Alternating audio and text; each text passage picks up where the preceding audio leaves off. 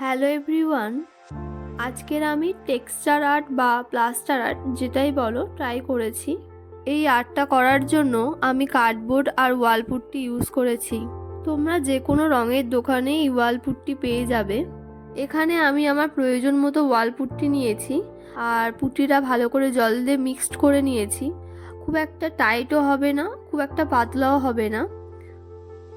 এরপর নর্মাল প্লাস্টিকে পুট্টিটা ভরে নিয়েছি আর প্লাস্টিকের একটা কোণ কেটে নিয়েছি। সরু পোর্শনটা করার জন্য প্লাস্টিকের মুখটা খুব ছোট্ট করে কেটে নিয়েছি। কাজটা করার আগে একটু ভয় পাচ্ছিলাম, যেহেতু এরকম ধরনের কাজ প্রথমবার ট্রাই করছি। তবে কাজটার পরে বেশ ভালোই লাগছে।